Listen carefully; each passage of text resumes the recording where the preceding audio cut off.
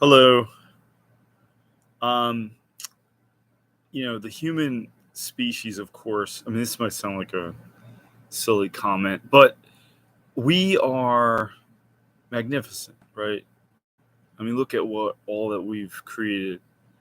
We've done some horrible things, but I mean, we're a really intelligent, unprecedented, probably irreplaceable species, right? Um, However, our intelligence may very well lead to our demise. It's kind of ironic because you know personally I always ridicule religion and so forth and praise science. I mean, the fact that I'm not allowed, but I'm even able technologically to post a video onto YouTube in cyberspace. I mean, that's the result of a lot of science, right? And as great as science is, basically, it's just a tool. It's a methodology. It's a skeptical way of approaching nature, the natural world, and it could be used for good, or it could lead to the end of our species. I mean, what strikes me, and I'm not a physicist, engineer, a chemist, or anything like that, a mathematician, but it would seem to me that nuclear weapons, for example, took a lot of you know intelligence to create. People like Robert Oppenheimer, or the Manhattan Project, or whoever is responsible for nuclear weapons. And I just heard yesterday that there's now an intercontinental ballistic missile which is capable of uh, blowing up any place on the planet Earth. How could something which requires so much intelligence, right, be so stupid? We can't use these things. I mean, there's no debate about it. We have to get rid of nuclear weapons. How we're going to do that, I don't know. I think Robert Poland, uh, um, I think he deals with climate change. But I mean, there's people like the Plowshares organization and the Extinction Rebellion, and people like Linus Pauling and even Albert Einstein himself. Uh, they spoke out, and Bertrand Russell in the Einstein-Russell Manifesto. We have weapons today which I think are far worse than what they were talking about. Maybe they could envision that they would get worse. Um, and we the United States has already dropped the atomic bombs, Truman, on Hiroshima and Nagasaki. Like I said, the weapons we have today are much worse. The thing is, we're all interconnected people. We're all, in my view, the same people. We cannot blow each other up. The nuclear fallout, the damage that these weapons would do, that doesn't go away, right? I don't know how we can. I know there's this idea of having nuclear free zones, which is great, but and whatever we have to do in order to reduce the number of nuclear weapons and to eventually get rid of them altogether, and we just have to do it. I remember the late Stephen Jay Gould, who I admired a great deal, particularly for his work, The Mismeasure of Man. He said just to even talk about nuclear weapons was insane.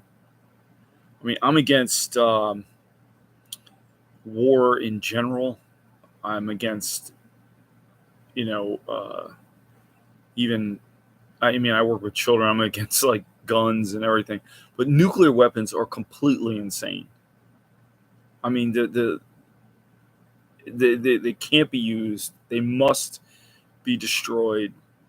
We have to grow up and move beyond these kinds of weapons of mass destruction.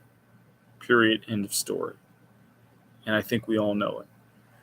The second problem, imminent, imminent threat we have to our human survival, is, of course, climate disaster. Now, I don't, again, I'm not a climate scientist, but I do, I have the books of different authors who've written about it. Lawrence Krauss, but some other ones more recently. And basically, my understanding is temperature keeps going up. We're going to keep having extreme weather. We hear about it in the news every day, right? I saw an article yesterday, and they were talking about polar bears, and I think it was in Greenland, or maybe it's the Arctic. I might be wrong. Somewhere up there where, where there's a lot of ice, and how there's this particular kind of polar bear that would be able to survive with less and less ice. And I was thinking, well, what about the other polar bears? They need to survive as well. And what about the humans? I mean, the wildfires, the incredible amounts of heat. We have to do whatever. I mean, I don't even know where we are in terms of the point of no return, frankly. But I know that the doomsday clock, which is created by a group of scientists, they have us at seconds before midnight, where midnight will be the end of the species. So, and I'm afraid that we've gotten so caught up in short-term money, short-term profit, corporate power, corporate greed, that we're willing to actually destroy ourselves and the environment for a quick what? Quick dollar, quick profit. It's completely insane. So I would just plead with everybody out there. We have to do something. It's an imminent threat. And the third threat, and by the way, these aren't even my ideas really, but I think they're the correct ideas, is a deficit of democracy.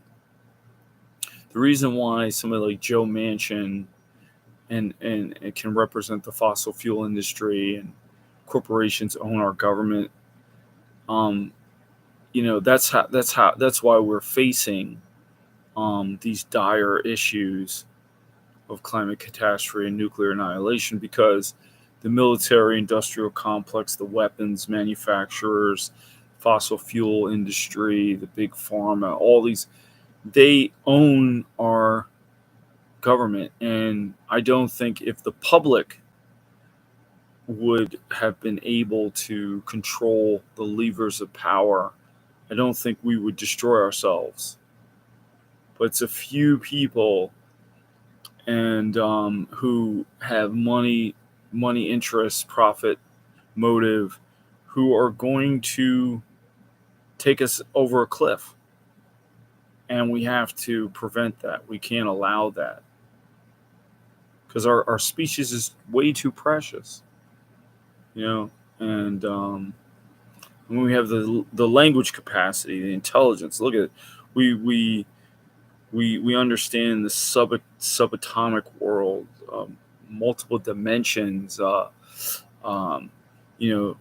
multiverse, the cosmos. I mean, it's just awe-inspiring how vast the cosmos really is, and how we've made so many breakthroughs, and